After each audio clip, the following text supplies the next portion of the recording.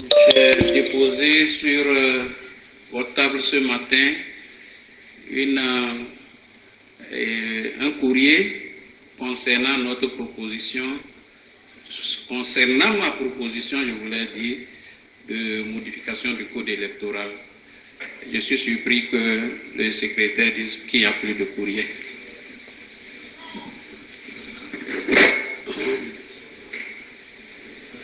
Bon. En ce qui concerne la première demande, je pense qu'il n'y a pas de souci. On vous fera copie de la demande de session. Il n'y a pas de souci. Maintenant, pour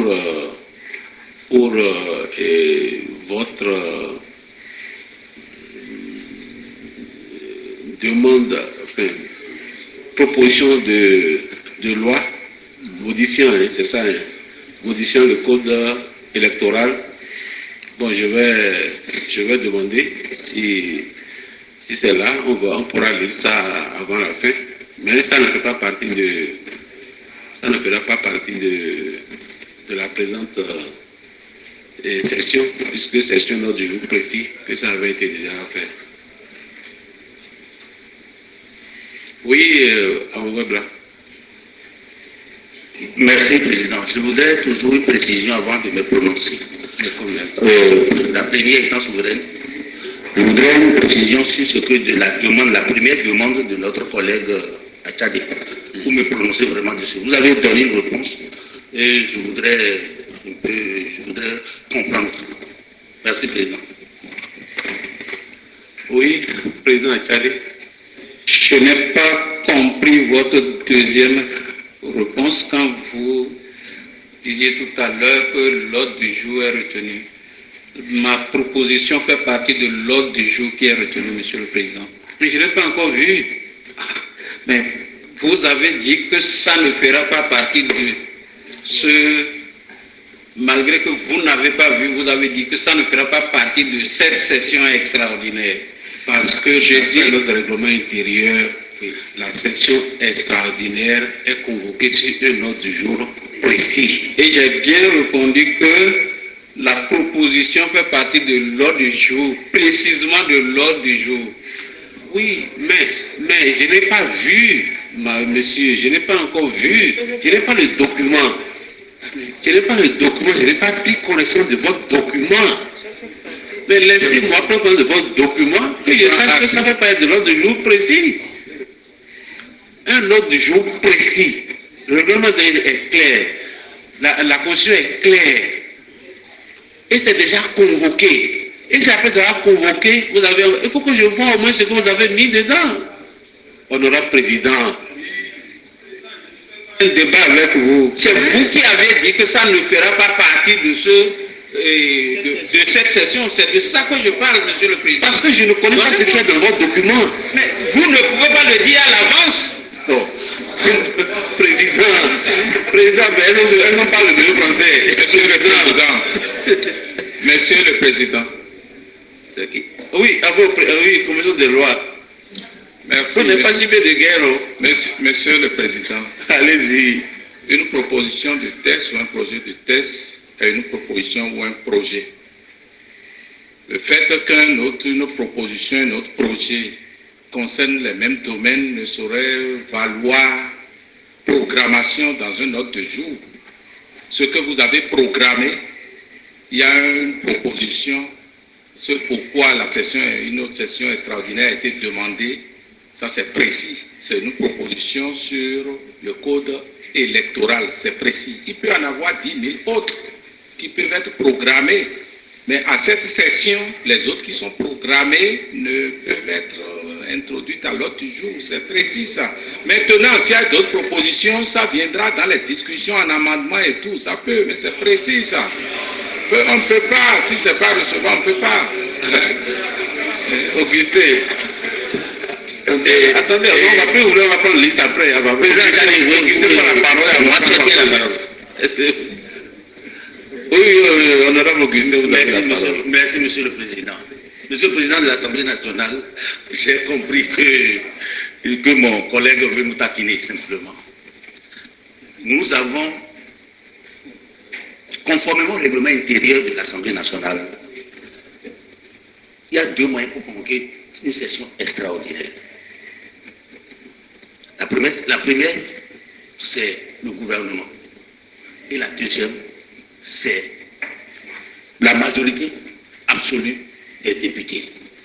Mais comme vous l'avez dit, toujours sur un ordre du jour fixe. Nous, 60 députés se sont retrouvés pour dire de tout ce qu'il y a là. Nous voulons convoquer une session extraordinaire sur 2 points. Révision de la Constitution et le code électoral que nous, le groupe parlementaire IP, dont l'auteur, le président Aki, a déposé. Que vous ayez reçu 3, 4, 5, 10 autres dossiers et qui n'ait pas été enrôlé dans notre convocation de session extraordinaire, on n'a pas à se prononcer là-dessus. C'est tout ce que j'ai voulu dire pour dire que maintenant, s'il y a d'autres projets ou propositions, là, maintenant, et qu'on veut, que mon collègue veut qu'on l'accompagne pour convoquer une session extraordinaire, ils nous disent, nous sommes là prêts tout de suite à signer avec lui pour que ce soit enrôlé peut-être pour la prochaine fois. Je vous remercie, M. le Président. Non, je vais laisser le président Eric. Je vais laisser le président Eric Mouleté prendre la parole. Et après, bon, on va faire le point si... Ah non, BR n'a pas encore pris la parole. Donc après, je vais donner la parole au président du groupe parlementaire BR. Et on va faire le point et on va continuer. Président Eric, vous avez la parole. Merci, Monsieur le Président. Je pense que le débat que nous faisons n'a pas sa pertinence. En ceci que, premièrement, pour que la session extraordinaire soit convoquée, il a fallu une réunion de la conférence des présidents. À la réunion de la conférence des présidents, sans y être, Dieu m'est témoin que les 2 points qui ont été ajoutés au point demandé par le gouvernement n'ont pas été expressément évoqués. Il a été dit que s'il y avait d'autres sujets demandés par des députés, ils pourraient être pris en compte. 1. De 2. Dans cet hémicycle, avec ma petite expérience, lorsque 2 propositions traitent du même objet, il n'y a jamais eu de problème pour que les 2 propositions soient prises en compte. Donc je ne vois pas le jeu de mots qui se fait pour que sur le même objet, on aille dire à quelqu'un, votre proposition, on va voir si on peut vous accompagner. Non, nous ne sommes pas à la fête de Novicia. Nous ne sommes pas en train de préparer la fête de Novicia. Nous sommes à l'hémicycle. Donc, les 2 propositions portant sur le même objet, Président, arrêtez le débat. Vous allez joindre les 2 propositions. C'est comme ça que ça se fait, vous le savez bien. C'est comme ça que vous avez toujours fait. Vos prédécesseurs ont fait. Maintenant, vous avez dit, Monsieur le Président, que vous n'avez pas encore vu. Et c'est votre droit de n'avoir pas encore vu. Si vous n'avez pas vu, c'est normal que vous ne puissiez pas vous prononcer. Mais, de grâce, ne rentrez pas dans la petite risette des gens qui veulent qu'ils viennent accompagner d'autres pour faire examiner leurs propositions. Je vous sais suffisamment sage pour rester dans la République. Je vous remercie, Monsieur le Président.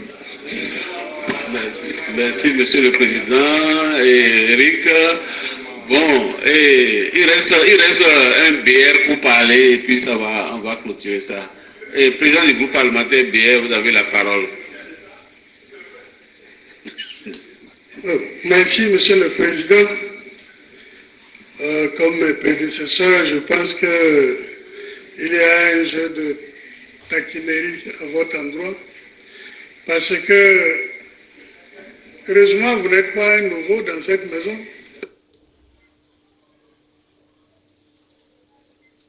Voir tout ce qui s'est passé et tout ce qui se passe ici. Monsieur le Président, on ne peut pas venir ici en plénière faire quelque chose contraire au règlement intérieur lui-même.